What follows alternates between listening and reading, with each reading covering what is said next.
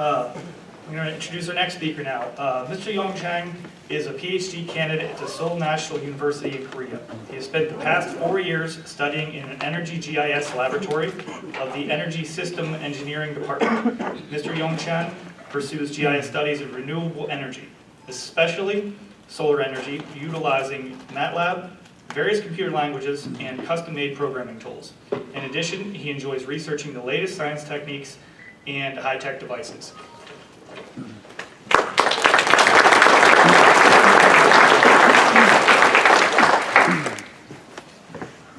Thanks for introduction.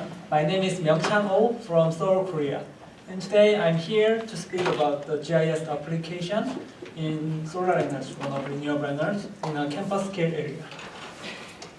And here's the content. And before start, my supervisor will briefly introduce my laboratory and previous studies. Good morning. My name is Hyung-Do Park. As a co-author and professor and supervisor of this lab, I would like to briefly explain about my laboratory, which is very unfamiliar to you. And my lab belongs to the Department of Energy Systems Engineering, combined with the Department of Energy Resources Engineering, which I am in, and Department of Nuclear Engineering. And our research field is basically on engineering geology since my PhD at Imperial College. And I have worked on the GIS for 20 years in Seoul National University. And this logo shows our intention and GIS for new renewable green energy originally, and we recently added up sustainable development too. And our recent collaboration with normally with government agencies like Miracle, which deals with the abandoned mines in Korea, and KIGAM, which is equivalent to USGS, and NRF, National Research Foundation. Sometimes we also work with the private sector too. And here's the recent examples of our recent work. Left-hand side, you can see our work on GIS. We designed the optimal locations of ponds in surface coal mine, so-called Pasir mine in Indonesia. One of the Korean companies are working on to solve water drainage problems during monsoon period. And on the right-hand side, we developed the so-called ARC mine, which is an extension to ArcGIS, dealing with data in abandoned mines in Korea. So you can see one of the typical results of the subsidence hazard map on the below on the right-hand side. So you can refer some of our publications of that. And these are our recent developments. On the left-hand side, you can see the app for iPhone and iPad. This deals with the geological data with the GIS technology, so which can replace conventional geologists, the compass for fieldwork, measuring fracture orientation, and also it can be used for the rock slope stability analysis. And on the right-hand side, that's our recent development and screenshot of the app dealing with borehole data, about 100,000 borehole data in South Korea, combined with GIS technology and augmented reality, which is similar technology. Pokemon Go is used. And so by looking at any part of South Korea, you can get the borehole data on the right-hand side and geologic data too. So I'll be very happy to answer any questions regarding on this, our recent development. So now let's move on to today's main topic, solar energy.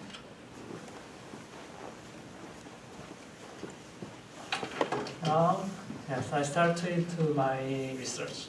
First, I'll briefly introduce the basic concepts about these studies.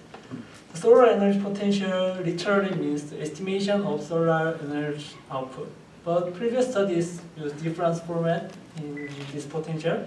Some uses solar irradiance as potential, and some uses as electricity generation. This study uses the electricity generation as the solar energy potentials. And the mapping.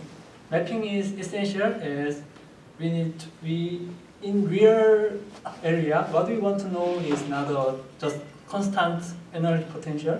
What we really want is as seen in this picture. Here are complex urban area. And we want to know is the exact energy potential in each, like building roof in these buildings or building facade in these buildings. So the mapping is really essential. And another we need to know is the scale. This study we divided previous studies in two categories.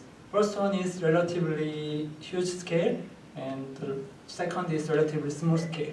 The first one generally have their study areas with global or national scales, and their main vector for this study is irradiance, because in each pixel they have different irradiance because of their geometry or latitude or longitude or climate.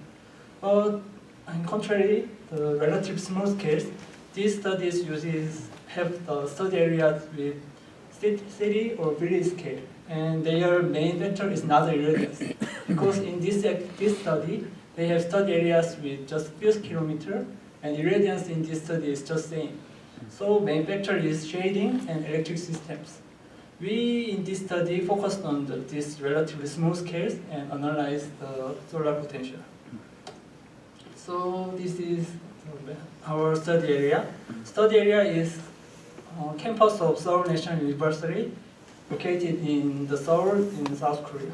Korea is in the North Hemisphere and in the East Asia. You can see the location in the picture. And this is the picture of our study area. So one special feature in this study area is it's located in the mountains and have many nearby mountains. So we need to consider the mountains. And the area is over 1 million square meters and have more than 200 buildings. We define this scale as a small campus scale and grouped in a relatively small scale. So the main vector for this study is shading and electric system. So here's the picture of this in study area. And here's the input data.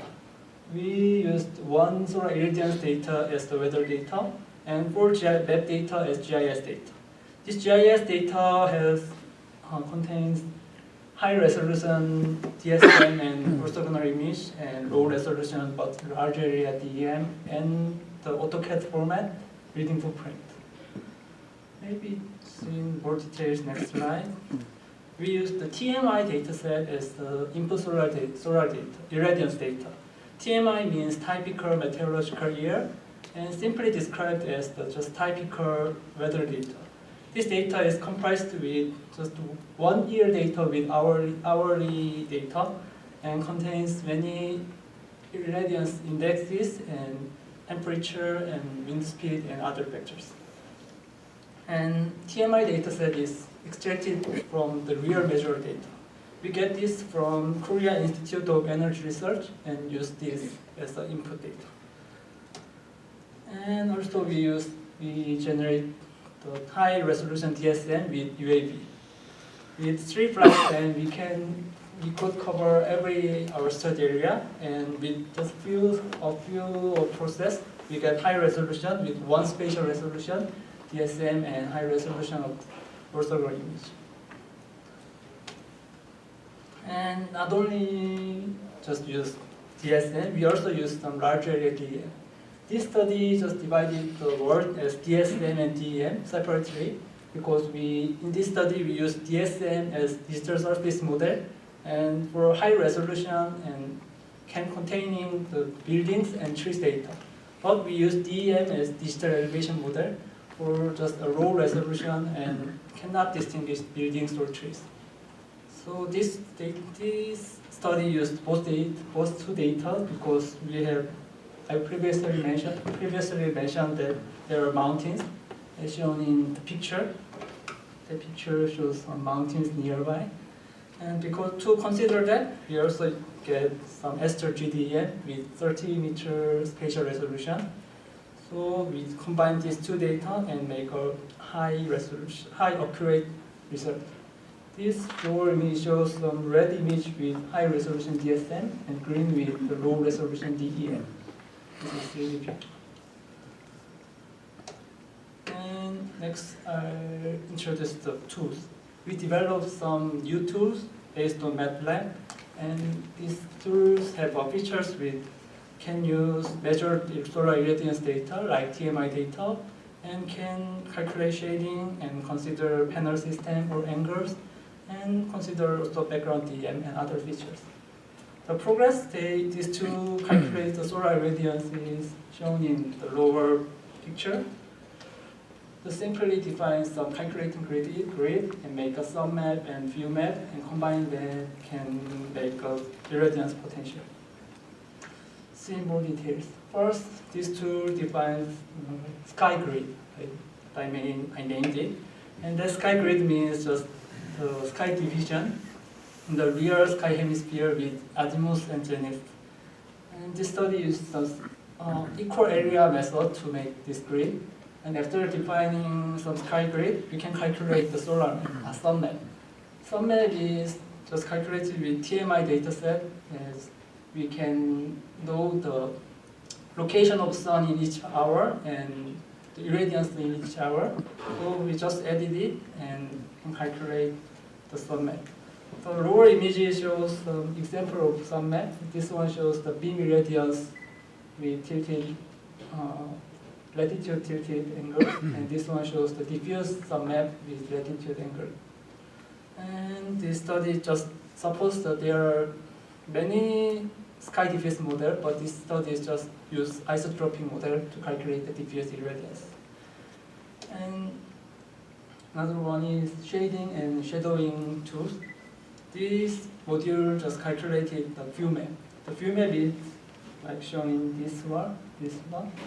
It is similar to sun map, but just use DSM to calculate how much the sky was covered by surrounding object. This is, as you see, if you see located in this position and seeing the sky in this virtual DSM, then maybe sky will cover with these three buildings and two Gaussian distribution, like this one. This yellow buildings in here, red buildings in here, and white buildings in here. So by calculating this view map and combining it with this sun map, we can calculate the solar irradiance potential in this position. So the same algorithm, we can get this solar irradiance potential map. And the panel, the vertical one, also may be calculated by same way. This is the examples of vertical calculating. We can define, first we define some panels information, and with that information we get a distribution of solar irradiance in the panels, vertical panels. And GIS application. We use basic raster calculator and tools to analyze the study area and apply some input data. We used the orthogonal image and DSM and irradiance map and building footprint. And to calculate the electricity generation, we also need to make some factors about the electric system. There are many constants or factors in this system, such as system efficiency or panel orientation or losses. We got these factors from system advisor model made by NREF in US. And we just extracted 9 factors in previous systems, and we set some factors as a constant and some as a variable. The 9 factors are irradiance, area, and panel efficiency, and inverter efficiency, and DC to AC ratio, and temperature loss, other loss, and GCR, which means ground cover ratio, and self-shading. The equation is shown in this slide. And nominal power can calculate it with just area and panel efficiency, and electricity generation is all 9 vectors. We validated these equations and vectors with the one-off small system located in study area. It has 30 kilowatt nominal power and generated 100 kilowatt hour per day. So we use this data and validate it and use this equation. And lastly, we make a scenarios to analyze our study area. We just there's three factors as a variable. First one is install size. We set the building roof and building facade as a install site, and we call building facade as BIPV, building integrated photovoltaic. And in system, we set 2 factors. First one is panel angles. We set fixed one and angled latitude angled one and vertical one. And also we set panel efficiency in 3. First 12% is just current common one, and the 21 is current high one, and 28 is just for future efficiency. The right picture shows the examples. The high one shows angled building roof panels, and this one shows flat building roof panels, and this one shows the vertical panels. So here's the result. Before it, I showed some pre-processing. As we used the AutoCAD format building footprint, we just projected and modified, but there are some mismatches in real building and this CAD file. As shown in right picture, there are some big difference in shape or location, so we just manually modified, and finally we get 219 buildings data. And with that data, we also extracted building facade data. At first, we were planned to use the slope of DSM, but as this DSM is derived by UAV, the slope layer shows some different difficulty in extracting solar building facade. As shown in this right picture, there are some big slope in trees and some small slope in buildings, so we just extracted data from building footprint. And also there are some problems in raster, as we just make some panel data from CAD data. There are some few pixels in real buildings and panel data. But if this one shows not a big problem, but if these panels go inside the building, then the irradiance calculation can be very problematic. So we just add some buffers and remove some nearby data and calculate it. After we got 166 panels. And this is the result. The left one shows the solar irradiance map of panel angle 0, and right one shows the panel angle with latitude. As in general, there are generally popular that latitude angled panel is the most highest efficiency, but the result of this study area shows the similar in angle 0 and angle 37. We expected this result is because of the high diffuse irradiance of study area and our supposition of isotropic diffuse sky model. And just the difference of these two maps is just 10% in their maximum solar irradiance and just a marginal distributional difference. And this shows the solar BIPV's solar irradiance. I visualized all 166 solar irradiance panels and their distribution. Each panels are numbered with 1 to 166, and these numbers are shown in right picture with color. So with this irradiance data, we calculated the potential in each scenario. First, we extracted the solar irradiance in the building roof, and we removed the area with below the 3,000 watt-hour per square meter per day, because we just want to remove some shaded area in the building roof. And as we seen before, the panel angle 0 and panel angle latitude shows really similar. as the number of average irradiance and area are really similar. But their power and energy is different because the angled panel need to make a distance in each panels. So we just applied with GCR, ground cover ratio, as a 0.5 to angled one. So the power of angled system is very low. So, and the result shows just dozens of gigawatt hour per year. And BIPV1, we removed the area with lower below the 1,000 watt hour per square meter per day. And with this data, the average irradiance and area are relatively low compared to previous this building roof one. And the power and energy also has some lower values, like just a few gigawatt hour per year.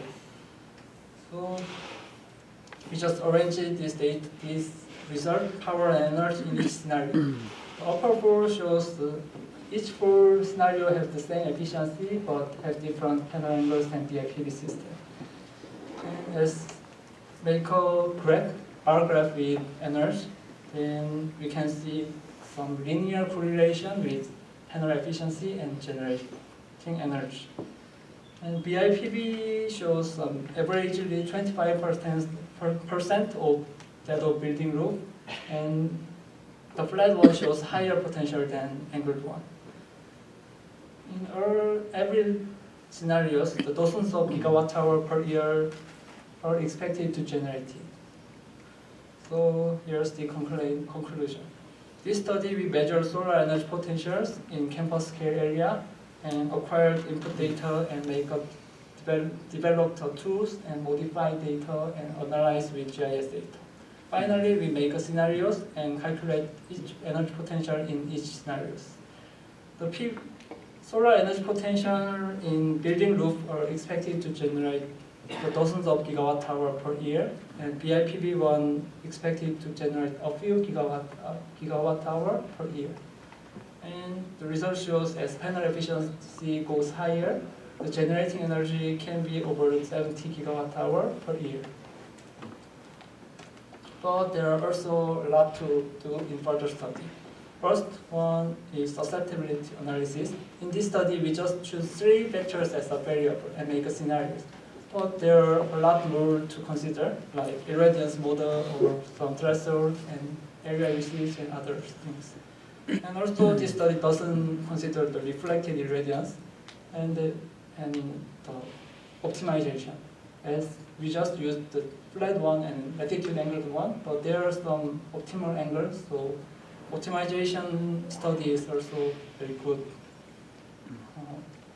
studies. And the most important thing is the board validation. This study used just one small systems in study area to validate, but there are some more systems, and the BIPV one needs some more for validation. So, and also other study area need to be studied. With these further studies, maybe the result will have more reliability and have high accuracy in what expected. This is the end of my presentation, and if you have any questions, please ask me again about it. Thank you.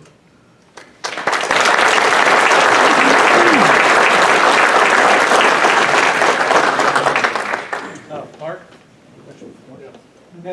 Has the university decided that they're going to implement a solar energy solution, or was this just a total theoretical study? Please can you briefly again? Could you speak again? Oh, okay. Question? Has the university decided to implement a solar energy solution, or is this just a total theoretical study? Just theoretical study. Okay. Yes. How much electricity does the campus use to begin with? Maybe we need to see some more data, but we didn't get the facilities. Because we didn't get everyone we don't have systems to generate everyone. Need to see more. Dave, did you have a question too? Do you have a feel for how much, and maybe this was his question, how much energy would be saved on an annual basis using a solar solution? Maybe we are not concentrating on the savings because we are not interested in saving, but just like more green energy with making it in us university campus. Because these days our university, my university makes most energy from just the fossil fuels and just one, so we need like another plan to some more environmental and green. Anybody else? Bill? Yes. With all other information sources that you've considered, are there any additional information sources that would help you pursue your studies? Is there additional satellite information or other imagery or other remote sensing data that would help improve your studies? Maybe we can image classification technology in the orthogonal image to extract some road or some other vectors, and that would be great. And maybe also there can exist some data but didn't get it. Currently we are concentrated more in vectors in electric systems.